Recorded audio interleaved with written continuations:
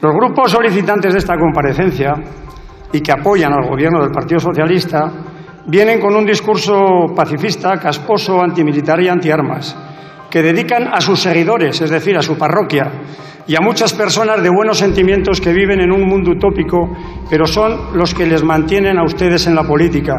Afortunadamente, son cada vez menos. Señorías, la paz y la seguridad no se construyen con pancartas y buenas intenciones, ni con pegatinas, ni con eslóganes. Eso es pura demagogia. La paz se garantiza cuando una nación tiene la capacidad real de defenderse y se consigue con disuasión y voluntad de utilizar los medios disponibles, con industria, con tecnología y con unas fuerzas armadas bien preparadas. Vamos a fabricar misiles Spike, vamos a reemplazarlos por otros. Y ya que nos ponemos, señora ministra, insisto en la pregunta, ¿qué relación tenemos, qué relación vamos a tener con Netline City, Elbit Systems y Rafael Advanced? ¿Cómo llama usted el asesinato de 17.400 niños y niñas? Y de esta forma se satisfagan muchas de las reivindicaciones de los miembros de las Fuerzas Armadas y que Vox viene reclamando desde hace tiempo. Con el incremento previsto en el presupuesto de defensa, creemos que es el momento de afrontar de una vez por todas todos esos retos que van a redundar en la operatividad.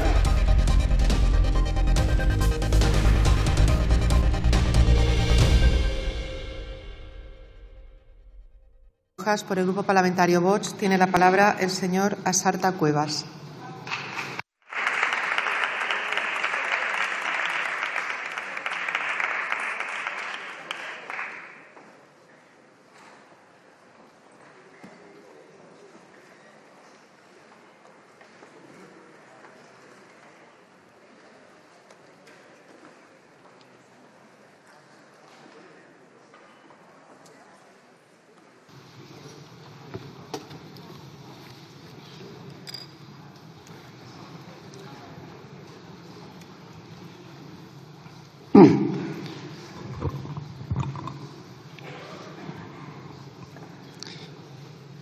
Gracias, presidenta, señora ministra, señorías. En mi grupo pensamos que sería mucho más interesante emplear estas 2 horas de debate en contar a todos los españoles en qué consiste y qué implica el Plan Industrial y Tecnológico para la Seguridad y la Defensa de España, en lugar de hablar de un informe elaborado por el Centre de l'As per la Pau, al que hace referencia a los grupos proponentes en su petición de comparecencia. El Centro de l'As per la Pau trabaja en la campaña contra el comercio de armas y forma parte de redes y organizaciones internacionales que comparten su visión pacifista y contra lo que ellos llaman su visión del capitalismo bélico y su financiación. En este sentido, también participan activamente en campañas y convocatorias públicas, en concreto, promoviendo un embargo de armas a Israel en el contexto del conflicto de Gaza. Su posicionamiento ideológico se encuentra en la izquierda progresista pacifista y critica al antimilitarismo, o al militarismo, quiero decir, persiguiendo unos objetivos que no son otros que el de promover el desarme y la reducción del gasto militar, el de la lucha contra el comercio de armas y el de fomentar la no violencia activa. Los grupos solicitantes de esta comparecencia y que apoyan al Gobierno del Partido Socialista vienen con un discurso pacifista, casposo, antimilitar y antiarmas, que dedican a sus seguidores, es decir, a su parroquia, y a muchas personas de buenos sentimientos que viven en un mundo utópico, pero son los que les mantienen a ustedes en la política. Afortunadamente, son cada vez menos. Señorías, la paz y la seguridad no se construyen con pancartas y buenas intenciones, ni con pegatinas, ni con eslóganes. Eso es pura demagogia. La paz se garantiza cuando una nación tiene la capacidad real de defenderse y se consigue con disuasión y voluntad de utilizar los medios disponibles, con industria, con tecnología y con unas fuerzas armadas bien preparadas. Y eso no se consigue de un día para otro. Eso exige preparación, inversión, constancia y visión estratégica. España necesita prepararse antes de que ocurra lo que nadie quiere, no después de que estalle el conflicto. Normalmente, el conflicto, la guerra, no se busca y cuando te llega tienes que estar preparado. Recuerden, si vis pacem para bellum, si quieres la paz, prepárate para la guerra. Como algunos de ustedes saben, he tenido la experiencia real de combate. En Irak, en 2003, fuimos a la reconstrucción, de acuerdo con la resolución 1483 del Consejo de Seguridad de Naciones Unidas. No fuimos a la guerra y, sin embargo, nos encontramos con el combate porque otros sí la querían. La preparación y el valor de nuestros soldados, los planes ensayados y los medios disponibles, aunque defensivos, nos permitieron salir con éxito de esos combates en Nayaf. Combates que, como digo, no buscamos. Señora ministra, el informe objeto de su comparecencia en el día de hoy denuncia que las relaciones de España con Israel en materia de comercio de armas y tecnologías de doble uso no se habían interrumpido hasta el 31 de marzo de este año, a pesar de la escalada en Gaza. Y analiza no solo las ventas a Israel, sino también las compras realizadas por España a empresas israelíes, así como el tránsito y transbordo de armas israelíes por suelo español. Sus promotores esconden el sesgo sectario, totalitario y autoritario típico de regímenes gobernados por ideologías afines a las de los grupos proponentes. Estas transacciones son polémicas en el contexto del Estatuto de Roma y el Tratado de Comercio de Armas de las Naciones Unidas, pues se cuestiona si España incumple las normas al armar a un país acusado por la Corte Penal Internacional de crímenes de guerra. Esto no debería de ser suficiente, el que a un país se le acuse o se le denuncie ante una instancia internacional, para que se le pueda aplicar el embargo, algo que recientemente solicitó Sumar desde esta tribuna el pasado 20 de mayo. Todas estas peticiones e iniciativas vienen presentadas con un marcado sesgo antisemita que parece que también el propio presidente Sánchez, haciendo gala una vez más de sus carencias diplomáticas, llamó Estado genocida al Estado de Israel. También desde esta tribuna el pasado miércoles 14 de mayo. Para no aburrirles, no entraré en las cifras de las transacciones con Israel en materia de armas y material de doble uso, pero sí en el espíritu de lo que, a nuestro juicio, deberían de ser las relaciones con ese Estado en relación con el asunto. Señorías, ni excluir, ni vetar, ni embargar, y lo que es más importante, velar siempre por los intereses de España y la seguridad de los españoles. Israel está defendiéndose de un enemigo que quiere su desaparición y en esa defensa va su supervivencia.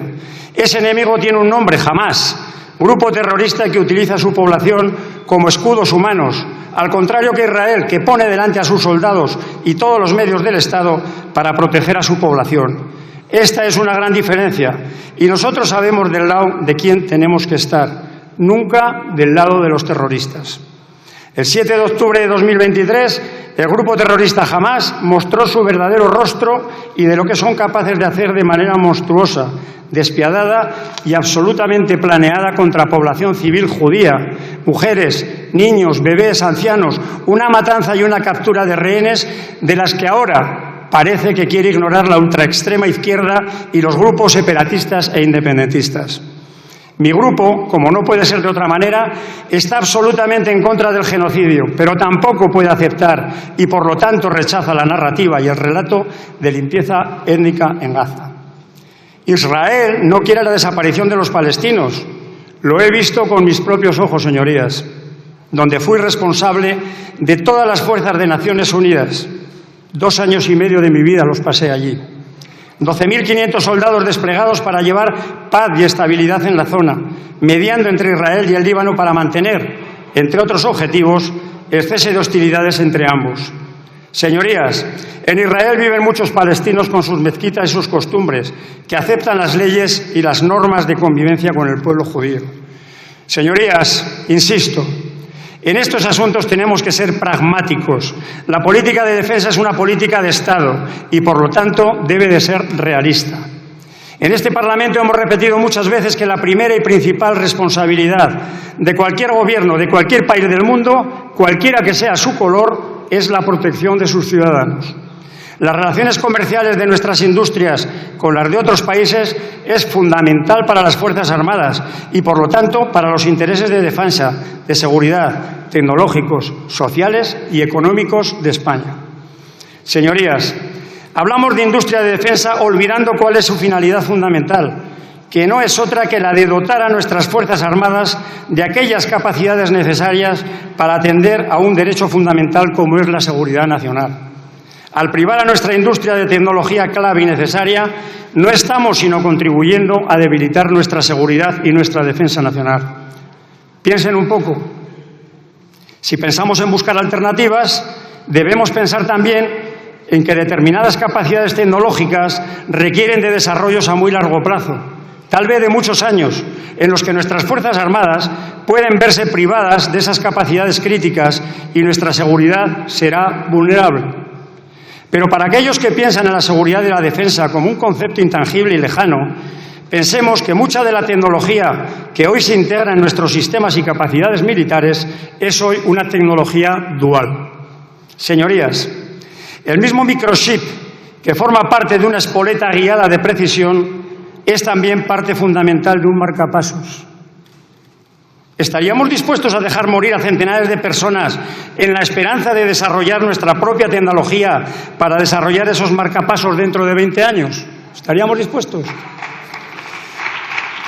En el caso de nuestras relaciones con Israel, el ejemplo paradigmático es el vehículo de combate sobre ruedas 8x8 Dragón, programa vital para el Ejército de Tierra, en el que para dotarle de unas comunicaciones fiables y de última generación, nuestra empresa estatal Indra ha tenido que recurrir a la colaboración de otra empresa israelí llamada Elbit Systems.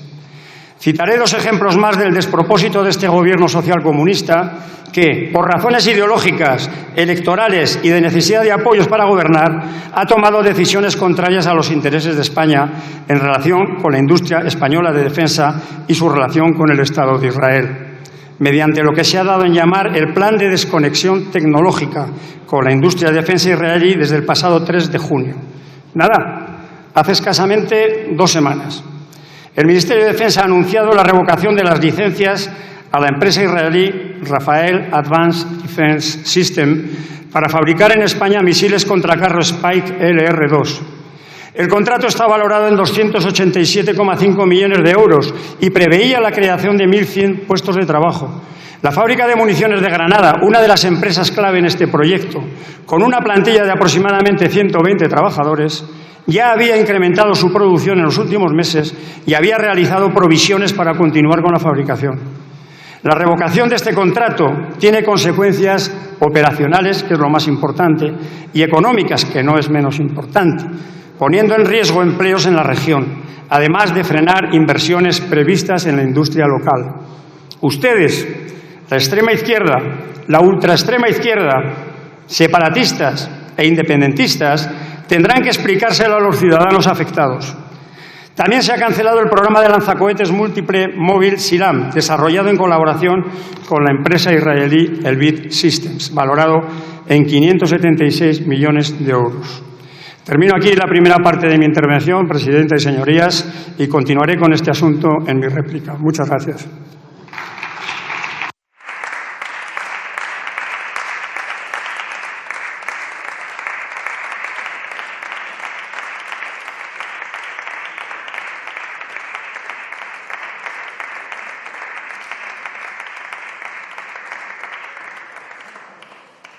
Muchas gracias, señora Sarta. Por el Grupo Parlamentario Plurinacional Sumar tiene la palabra el señor Guijarro García. Por el Grupo Plurinacional Sumar tiene la palabra Guijarro García. Señor Guijarro García.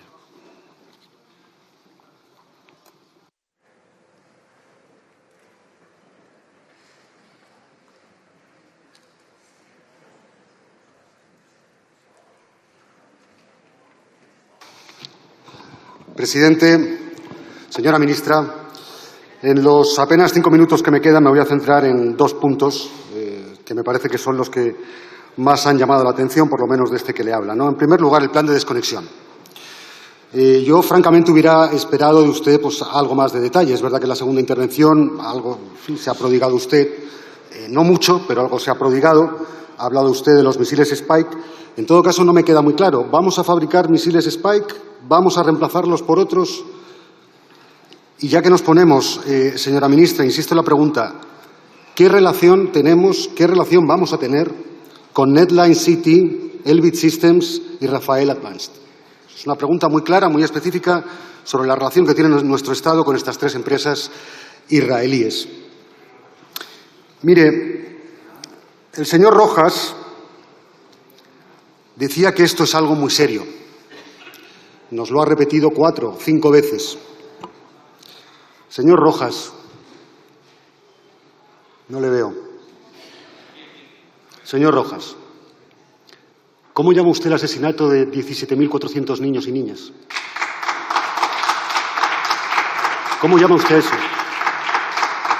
¿De verdad es usted incapaz de sopesar el hecho de que se está cometiendo un genocidio para hablar usted en estos términos? No sé, yo no sé si alguien tiene algo que decir por ahí, por favor, que levante la mano y le pida la palabra al presidente, y si no, por favor, que se calle.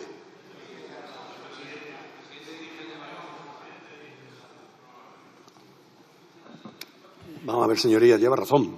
Si alguien quiere intervenir, tiene que pedir la palabra en base al artículo del reglamento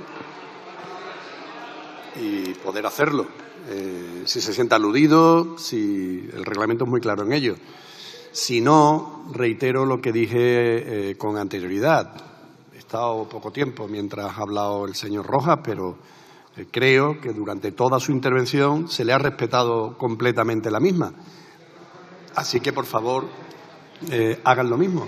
Hagan lo mismo. Muchas gracias. Continúe. Gracias, presidente. Mire, desde hace años, señora ministra, hay toda una estrategia por parte de muchos países occidentales por evitar que la República Popular China adquiera dimensiones, ¿no?, que algunos consideran que serían amenazadoras, ¿verdad? Y, de hecho, se le han empezado a cortar accesos a bienes importantes. Estábamos hablando de fabricación de microchips, estábamos hablando de elementos clave para tecnologías punta. Estamos hablando de los últimos 5 o 6 años. Bien, ¿cuál ha sido el resultado? ¿Acaso la República Popular China ha perdido soberanía estratégica? Porque yo diría que la ha ganado. Yo diría que la ha ganado. Por lo tanto, cuando se nos amenaza con retirar este tipo de tecnologías, a lo mejor hay que pensar más en los ejemplos de países como China, donde efectivamente cuando son amenazados o incluso condenados con este tipo de sanciones, tienen la capacidad, ¿no?, de salir adelante y reforzar precisamente su autonomía estratégica, que se supone que es algo que queremos también nosotros aquí. Por lo tanto, señora ministra, trabajemos más en ese plan de desconexión, difundámoslo y sobre todo llevémoslo a cabo. Y en segundo lugar, señora ministra, respecto al tema de la cumbre OTAN, mire, la izquierda española lleva extendida un siglo, por decirlo mal y pronto, ¿no? Primero fue aquello de reforma o revolución y ciertamente ha habido varios debates que han conformado, digamos, esa izquierda dividida en España. La última tuvo que ver precisamente con la presencia de nuestro país en la Alianza Atlántica. Como usted sabe, esto fue uno de los elementos que conformaron en su momento el nacimiento de Izquierda Unida, en los años 80, ¿no? Este fue, como digo, uno de los elementos, por no decir el elemento más diferenciador entre las dos izquierdas que había en España. Mire, yo le digo, señora ministra, que olvidémonos de eso. Pensemos en el aquí y ahora. Yo no le digo que desde el Partido Socialista pidan perdón por habernos echado en brazos de un amigo norteamericano que hoy resulta que ya no es tan amigo. No, cada uno en su momento defendió lo que defendió. Yo le pido ahora a usted y a su partido que nos ubiquemos aquí, hoy. Y le pregunto, ¿es Estados Unidos el socio militar fiable que ustedes tenían en la cabeza hace muy poco tiempo? Es más, ¿es la OTAN el espacio donde Europa va a recuperar autonomía estratégica? Mire, se han reído mucho de las pegatinas de OTAN no, bases fuera. Yo les digo a las señoras y señoras de la derecha que probablemente va a llegar un momento donde ustedes mismos van a llevar esa pegatina, OTAN no, bases fuera. Y no va a ser una pegatina reivindicativa, no, va a ser una pegatina informativa. Informativa. Vamos camino de salir de la OTAN, asúmanlo. Vamos camino de que se retiren las bases militares en España. Asúmanlo. Gracias. Gracias.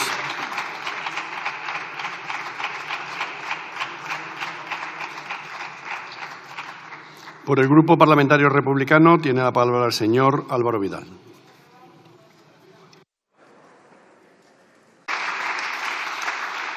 Por el Grupo Parlamentario Vox tiene la palabra el señor Asarta Cuevas.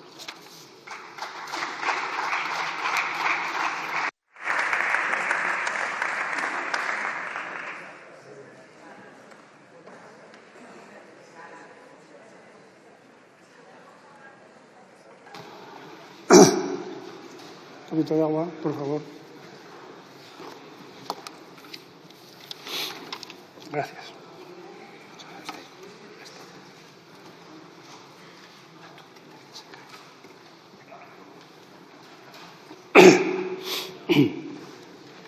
Gracias, presidente. Señorías, comienzo esta segunda intervención como la dejé en la primera. En vista del panorama geoestratégico actual y de las amenazas que de él se derivan, con lo que nos viene ahora en materia de defensa e inversión de la misma, España no se puede permitir dejar de colaborar con empresas israelíes porque en ello va el disponer de unas altas capacidades necesarias no solo para nuestra defensa, sino también en el plano laboral y para nuestro desarrollo tecnológico y economía. Entrando en el Plan Industrial y Tecnológico para la Seguridad y la Defensa de España, aprobado recientemente por el Consejo de Ministros, hoy sacó en claro, después de la comparecencia de la señora ministra de Defensa, que España va a fabricar el 80% de los materiales que necesitamos y en ello va incluido también los misiles Spike y el lanzacohetes SILAM. Y eso me parece muy bien. El problema está, ¿cuándo? ¿Cuándo? Y, mientras tanto, ¿qué capacidades estamos perdiendo? Que deberían tener nuestras Fuerzas Armadas para nuestra propia seguridad. Esa es la cuestión. Lo dije en mi anterior intervención y puse el ejemplo de los microchips necesarios para los marcapasos, tecnología de doble uso. Y en eso tenemos que tener mucho cuidado y tenemos que saber muy bien, lo digo para otros grupos porque creo que el Ministerio de Defensa lo tiene claro, tenemos que tener muy claro nuestras relaciones comerciales con otros países, en este caso con Israel. Bien, nos alegramos de que dicho plan responda a un contexto internacional desafiante, marcado por la creciente inestabilidad global, las nuevas amenazas híbridas y la necesidad de fortalecer la Alianza Atlántica, como reza en su preámbulo. Dice, lo que yo digo, ahora vamos a ver cómo cumple el Gobierno, estaremos atentos a que no sea un juego de trileros y de que cumplan con sus promesas, señora ministra. El plan está alineado, en parte, y nos parece muy bien, con el Informe Anual de Seguridad Nacional de 2024, en lo relacionado con las amenazas de ciberseguridad, el empleo de drones y la defensa y protección de infraestructuras críticas, como gasoductos, redes eléctricas, sistemas de telecomunicaciones, con amenazas que están aumentando debido a la inestabilidad geopolítica y el uso de estrategias híbridas. Asimismo, en lo relacionado con la lucha contra el espionaje y las injerencias extranjeras, donde se ha detectado un aumento considerable, especialmente durante eventos internacionales como la pasada cumbre de la OTAN en Madrid. Así pues, si es verdad todo lo prometido para la defensa y seguridad de los españoles, este 2025 el Ministerio de Defensa dispone de 33.123 millones de euros, en los que están incluidos los 10.471 millones de euros adicionales aprobados en abril de este año para alcanzar el objetivo del 2% del PIB en inversión en defensa, cumpliendo así con los compromisos internacionales adquiridos por España. Señora ministra, no dispongo de mucho tiempo y creo que el debate de transferencia de armas y material de doble uso ya está claro, para unos y para otros, en esta Cámara. Por lo que aprovecharé la oportunidad que me ofrece esta tribuna y no quiero terminar mi intervención sin hacer referencia a lo que el presidente Sánchez manifestó ante esta Cámara el pasado 7 de mayo, cuando textualmente dijo que el 35% de estos 10.471 millones de euros adicionales estarían destinados para mejorar las condiciones de vida, los salarios de los militares y la preparación de la tropa y marinería, así como para aumentar el número de efectivos en las Fuerzas Armadas. Aunque no tenemos mucha fe en que Sánchez cumpla su palabra, estaremos vigilantes para que se cumpla y de esta forma se satisfagan muchas de las reivindicaciones de los miembros de las Fuerzas Armadas y que Vox viene reclamando desde hace tiempo. Con el incremento previsto en el presupuesto de defensa, Creemos que es el momento de afrontar de una vez por todas todos esos retos que van a redundar en la operatividad, el bienestar y la moral de nuestros militares y sus familias, asunto que además es de justicia. Señora ministra, ese 2% del PIB de momento mínimo requerido habrá que mantenerlo en el tiempo, por lo que el presupuesto de defensa será todos los años como mínimo de 33.000 millones de euros. No es solo para este ejercicio, no, es para siempre. Y todo ello sin contar con que en un futuro puede ser 3, 4 o hasta el 5%, como viene reclamando el secretario general de la OTAN, señor Rutte. En fin, hablaremos de presupuestos y del plan industrial y tecnológico para la seguridad y la defensa de España a finales de mes, una vez celebrada la cumbre de la OTAN los días 24 y 25 de junio. Finalizo, presidente. Señora ministra, su Gobierno lo va a tener difícil y tendrán que hacer juegos malabares con sus socios de Gobierno y los partidos enemigos de España que apoyan a este Ejecutivo para convencerles de sus propósitos al respecto. Y no es un consejo, es una opinión, nada más. Muchas gracias. Muchas gracias.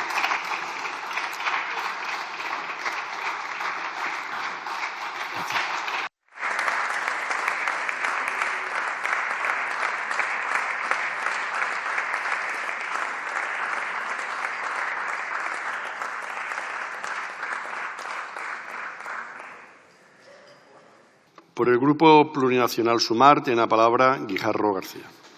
Señor Guijarro García.